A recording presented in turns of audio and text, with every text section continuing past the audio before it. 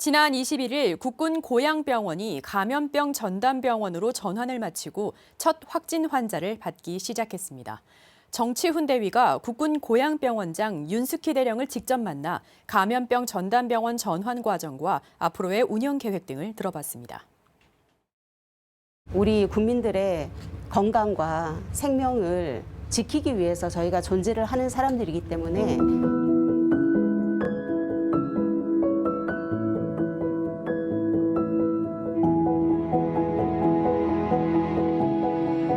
우리 군은 국민과 함께 코로나19 위기를 극복하겠습니다.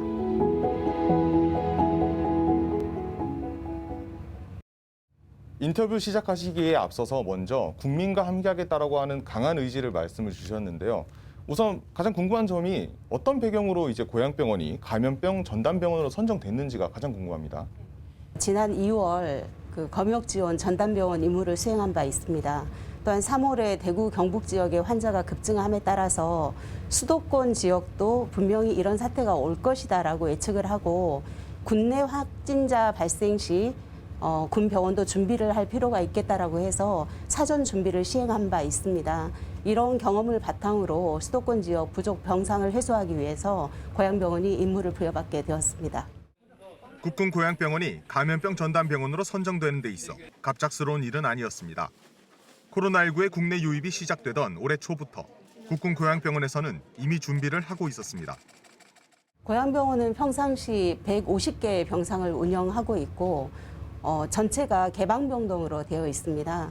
그런데 이제 민간인 확진자를 받기 위해서는 음압병실을 마련을 해야 되기 때문에 기존의 개방병동을 4인실의 격리시설로 전환을 했고 상황이 심각해짐에 따라 마음의 준비하는 별개로 시설의 전환은 급박하게 진행됐던 상황. 실제 고양병원의 개방병동을 격리병실로 전환하기란 쉽지 않았습니다. 자면서도 사실 천장을 보면 우리가 어디로 환자가 출입하고 외래 환자는 어디로 가고 이런 동선들을 계속 빨간색 화살표, 파란색 화살표 이러면서 계속 고민을 했고 변화된 모습을 이야기하던 중 병실의 모습이 기자의 눈에 들어왔습니다. 입원하게 되는 환자들은 어떤 물품을 받게 되고 추가적으로 어떤 물품들이 비치가 돼 있는지 물어봤습니다.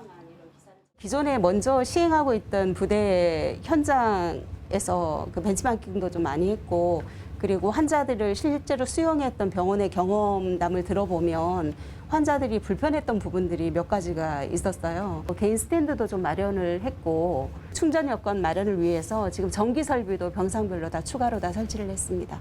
이런 부분을 1공병여단에서 일주일 동안 주야를 가리지 않고 주말까지 정말 많은 노력을 기울여 주셔서 너무 감사드립니다. 환자들을 위한 세심한 준비도 완료된 상태입니다. 세면도구나 수건 그리고 티슈 등등이 준비가 됐고 일부는 저희가 이제 군 예산으로 마련한 부분들도 있지만 또 적십자 또 위문품으로 이렇게 또 지원을 받은 바가 있어서 앞으로의 병원 운영 계획도 있으실 것 같습니다. 병원장님으로서 계획에 대해서 말씀 부탁드립니다. 두 가지 임무를 동시에 수행을 하고 있다고 생각을 합니다. 국가 감염병 전담 병원으로서의 민간인 환자를 수용해서 잘 회복시켜서 보내야 되는 이런 사명과 그리고 기존에 저희가 1군단 지원에 대한 부분들도 계속적으로 저희가 동시에 수행을 해야 되는 부분들이 있어서 이런 부분들이 우선순위를 잘 고려를 해서 다 임무가 완수될 수 있도록 최선을 다하겠습니다. 가족분들께서는 별도의 말씀은 없으셨습니까? 일단 저희 아버지가 지금 84세신데 준비를 하고 있다라는 이런 보도를 접하시고 전화가 와서 정말 잘 준비를 해라. 그리고 사명감을 가지고 해라. 그리고 힘들다 하지 마라. 이렇게 말씀을 하셨습니다.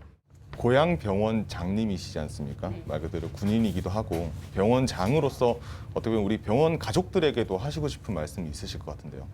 군인으로서 국가의 위기에 동참할 수 있다는 거에 대해서는 모두가 어떻게 보면 명예로운 일이고 당연히 해야 되는 일이라고 생각을 하고 있고 마음의 준비는 하고 있습니다. 우리 국민들의 건강과 생명을 지키기 위해서 저희가 존재를 하는 사람들이기 때문에 어떤 환자가 되던 그게 민간인이건 군인이건 생명과 건강을 수호하는 게 저희들의 임무입니다. 그것만 잊지 않고 최선을 다하면 될 것 같습니다.